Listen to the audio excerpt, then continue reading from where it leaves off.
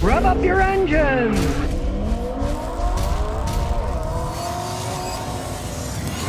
Dodge is at it again. They just recalled 10,000 pickup trucks for fracturing drive shaft problems. These are big trucks. You got the engine in the front and a big drive shaft, and then the rear differential drives them down the road. Turns out that they didn't weld the things correctly in the back of the drive shaft, and the weld can snap off, and while you're driving down the road, the drive shaft can fly right off. I mean, they've always had problems with these Dodges. This is nothing new, but that they haven't fixed them is amazing to me. Well, actually, it's not amazing at all, because now Fiat owns them, and of course, if anything is going to happen bad, it's going to be Fiat taking over Chrysler, and the Italians getting involved with a company that already made poorly designed and built vehicles. But I mean, really, can you imagine if you bought a brand new pickup truck? These are ones that were built between March 16th, 2018 and April 20th, 2018. They got to replace the drive shaft assembly because the thing wasn't welded correctly. Now, I mean, come on. Welding has been going on for a really, really long time. You would think that they would have something as simple as welding things together down pat. But obviously, somewhere down the line, they've cheapened the process and it isn't working right. And these weren't welded correctly, or who knows? Maybe there's one guy in there welding them. I don't know if it's a guy or a robot. If it's a robot, I guess you can't fire a robot. You just reprogram them, huh? Mr. Hawkins, Scotty, do I really have to use a battery saver memory tool to change my battery? And I've got a 2002 Toyota Camry. Well, you don't have to. If you got one of those dumb radios that's got the anti-theft device, it'll reset that. So make sure before you do that that you have the code. It originally came in the owner's manual. There's a little plastic card and it had the radio code. So when you change the battery, you put the radio code so the radio would work.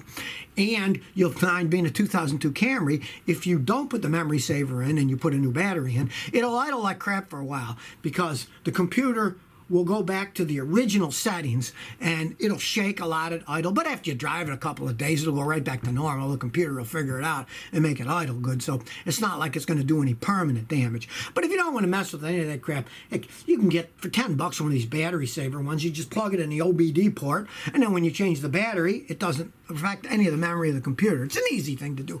Go on Amazon, you can get those things for like $10. They don't cost much. And they fit all cars in the United States from 1995 on, so you can use them for everything. Watto 8. I got a 98 Toyota to sell. I heard you speak poorly. Recently I got one for $350, and it runs great. I've had fun with it. You got yourself a 22-year-old Toyota for $350. $350 is nothing for a car. If that thing runs and goes down the road, hey, yeah, you got a great deal. But on the other hand, you just bought a Toyota for $350.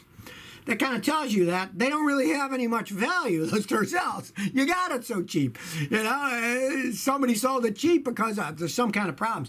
I'll tell you right now, it's 98 to sell. The thing's probably going to end up burning oil because they have bad valve seals in them. But, I mean, you pay $350. What the heck? If it runs and gets you from here to there and lasts more than a few months, you're coming out like a gangbuster. Realize the average total expense for an automobile in the United States these days, for the average American, is a cost of about $9,000 a year. You just paid $350 for your car, so if it lasts, you know, any period of time, you're making out like a gangbuster. Cleaver says, got a first-time driver. I'm looking to buy a 2004 Mercury Grand Marquis with 56,000 miles on it. What do you think? It's a 16-year-old Mercury, but it's only got 56,000 miles.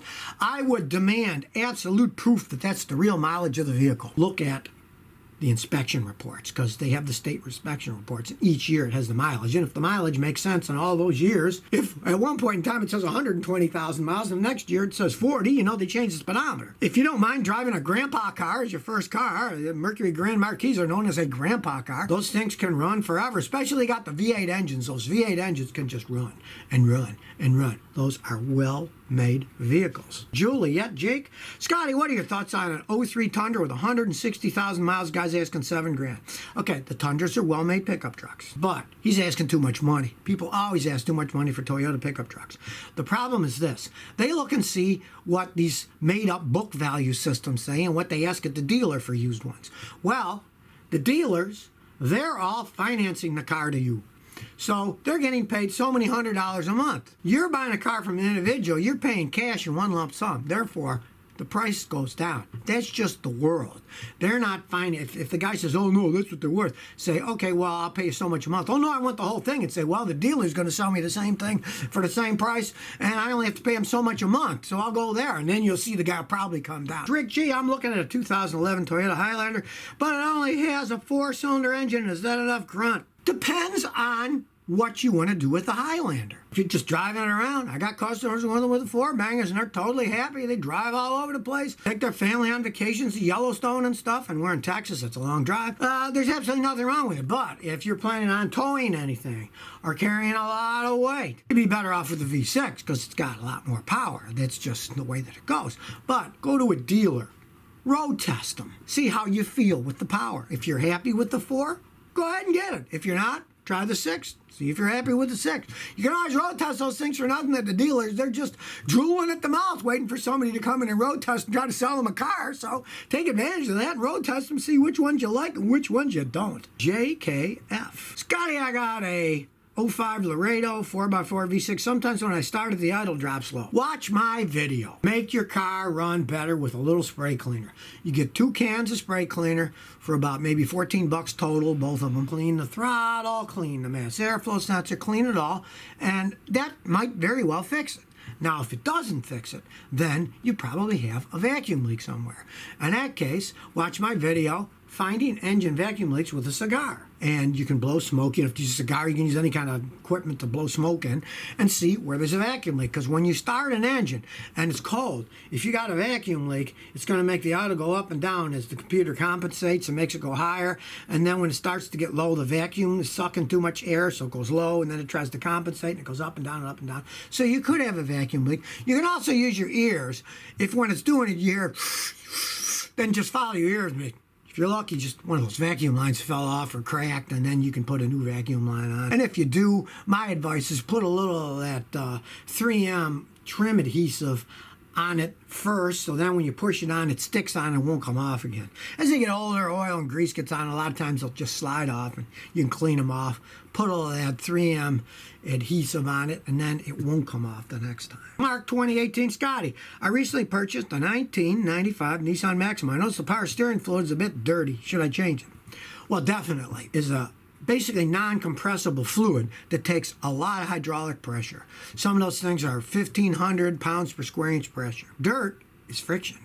And with that kind of pressure, that can actually turn into a cutting fluid. And it can eventually cut the seals on the pump, cut the hoses, and destroy the system. So you can do a trick that I always do. You get a big old turkey baster or anything, and you suck it out of the reservoir and then fill that up, then drive around the block, and then do that again. You do that 5 or 6 times, you get most of the fluid changed.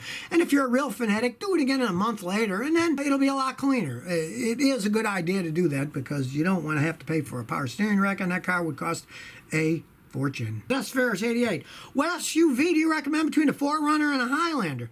Okay, well, it really depends on what you want. You have to make the decision here. Those are both excellent vehicles, but you have to make the decision because a 4Runner, you know, that's more of a truck. It started out as just a pickup truck, and then they stuck 2 seats in the back of it and got rid of the bed. The original ones looked exactly like a pickup truck, where a Highlander is more of a fuller size SUV. What do you want? You know, do you want a trucky thing or do you want a more car-y thing? They're both excellent vehicles.